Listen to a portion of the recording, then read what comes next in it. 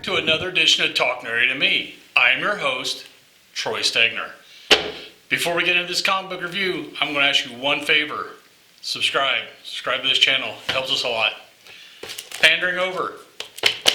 Looky, comic bookie. This is the new Web of Spider-Man number uno. And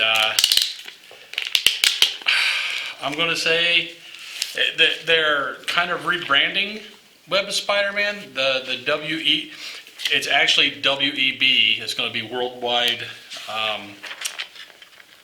how'd they say it? A Worldwide Engineering Brigade. So what they're selling it as is this Worldwide Engineering Brigade, is a group of some of the smartest kids, high schoolers around. You even got you got Moon Girl in there. You've got Squirrel Girl. You have of course Peter Parker. You have it doesn't really say, but it says that the girl is a daughter of a leading engineer in Wakanda. So I'm guessing probably Shuri's daughter, and you have Harley Keener. All part of this Worldwide Engineering Brigade. I'm guessing kind of like a incubator for intelligent minds. This is kind of maybe what Tony Stark set up. But you'll notice all these kids have some kind of connection to superheroes. So Tony usually has ulterior motives, so I'm sure he has something for this one. This first issue, Peter Parker comes into, and supposedly they don't know about each other's superhero stuff, but they kind of do. They figure it out. I mean, they're not idiots. They're pretty intelligent kids. So they get into their lab there, the WEB lab, and they are kind of bragging on themselves actually to each other. And all of a sudden, they're looking at these holograms of these supervillain bad dudes. And next thing you know, there's a power surge, and these holograms they kind of figure out they're actually viruses that are there to steal information. So, they eventually kind of start working together to defeat these viruses. But each time they take one of the viruses out, the others get larger.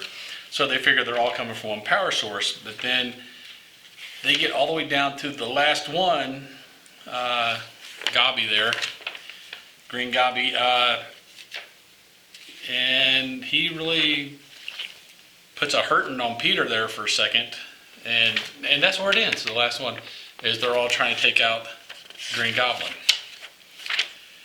This was a really quick read. I mean, there's nothing too difficult reading it. The artwork is not bad, and I like a lot of these characters. With Moon Girl and Squirrel Girl and Peter Parker, possibly Shuri's daughter there. The first issue kind of, I don't know. It was maybe for me. I found it kind of flat. I'm gonna tell you guys, I wouldn't subscribe just yet. Maybe pick it up off the shelf and read it, and wait till issue number 2 to see if it's going to pick up any. Because, like I said, this one there was just something about it that was just kind of flat to me. There was no appeal. Maybe that's because they spend a lot of the time kind of introducing you to the characters, which makes sense in case you don't know much about these characters. It makes it easier for you to jump into it if they start talking about them and their past without any reference, and you're new to comics. It might be overwhelming and you just drop it. But that being said,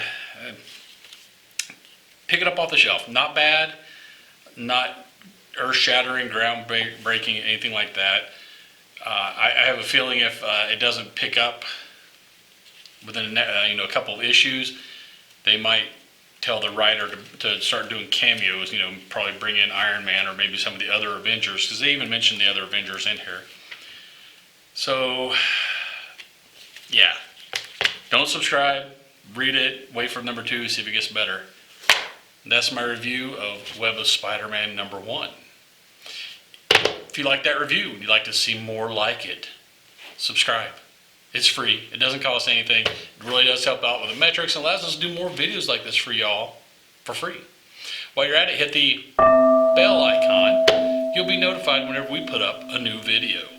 And until you see that new video, later, nerds.